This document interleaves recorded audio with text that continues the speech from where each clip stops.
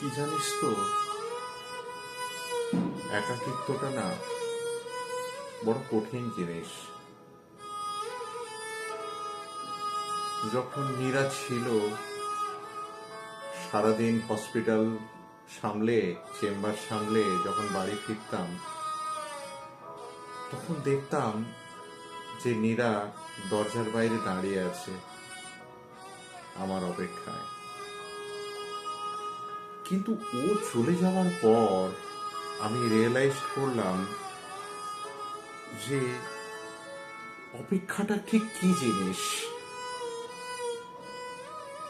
একজন মানুষের প্রতি আরেকজন মানুষ অপেক্ষা করে থাকে দীর্ঘদিন। তখন তো কত ব্যস্ত থাকতাম, হসপিটালে পেশেন্ট দেখছি, চেম্বার করছি, বাড়ির কোনো খবর আমি রাখিনি। আমার ছেলে মেয়ে তারা কি খেলো, কি পড়লো, কোনোদিন দেখতে যায়নি। শুধু যা রোজগার করতাম সেটা নিয়ে আমি নীরার হাতে তুলে দিতাম, বলতাম নীরা তুমি এগুলো দেখো। কিন্তু মানুষটার মধ্যে একটা অদ্ভুত ধৈর্য ছিল। ওকে আমি কলেজ লাইফ থেকে পছন্দ করতাম।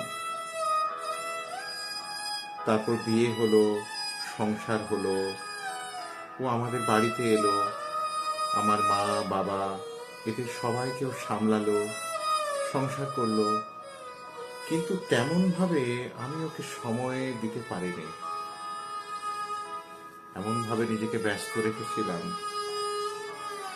আজ ও যখন চলে গেল না, আজকের এই 5টা বছর ওকে ছাড়া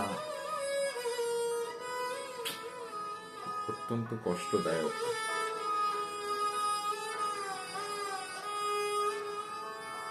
আমি আজ বুঝতে পারছি অপেক্ষা অপেক্ষা কি বিষম বস্তু। একটা মানুষ সারাটা দিন আমার অপেক্ষায় কাটিয়ে দিয়েছে, অথচ তুই চিন্তা করে দেখ, আমি বা আমরা সবাই বাড়ি ফিরে সেই মানুষটার কথা কোনোদিনই চিন্তা করিনি। এসে হয়তো চায়ে চিনি কম হয়েছে, কি চাটা ঠান্ডা হয়ে গেছে, বলেছি চাটা ভালো করে করতে পারো না, খাবারে এত নুন হলো কি করে। সত্যি কত অন্যায় করেছি। সেও তো একটা মানুষ। প্রথম জন্মে বাবা মায়ের কাছে সে থেকেছে তাদের মনের মতো করে, তারপর বিয়ের পর স্বামীর ঘরে স্বামীর মনের মতো করে চলেছে। কিন্তু আমরা কেউই তার মন বোঝার চেষ্টা করিনি। এটা আমাদের সমাজের একটা অদ্ভুত নিয়ম যে নারীরা শুধু দিয়েই যায়, আর আমরা পুরুষরা নেই, ভোগ করি, পরিবর্তে কিছুই দিই না। আজ নীরা 5 বছর আমার কাছে নেই, কিন্তু তার অভাব প্রতিনিয়ত আমি অনুভব করি। আজ যদি নীরা থাকতো, মাঝে মাঝে মনে হয় দুজনে মিলে একসাথে সকালবেলা হাঁটতাম। একটা সময় ও বলতো যে তুমি একটু তাড়াতাড়ি ফিরবে, তাহলে আজ আমরা বেরোবো, কতদিন তোমার সঙ্গে হাঁটিনি, ফুচকা খাইনি, আইসক্রিম খাইনি। হয়নি, আমি সময় দিতে পারিনি।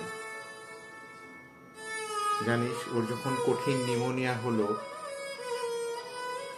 আমি আমার প্রফেসর ডাক্তারকে দিয়েছিলাম ওর ট্রিটমেন্টের জন্য।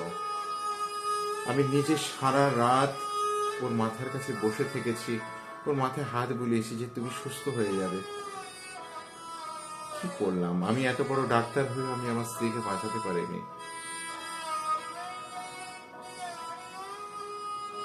আজ এরকম কত অসংখ্য নীরা সমাজে অবহেলিত। জানি না এই প্রতীক্ষার আদৌ কোনো অবসান হবে কিনা। হয়তো নীরার কোনোদিন ফিরবে না, কিন্তু আমি ঈশ্বরকে ডাকি, আমি কবে নীরার কাছে যাব? আমার তো ডিউটি শেষ।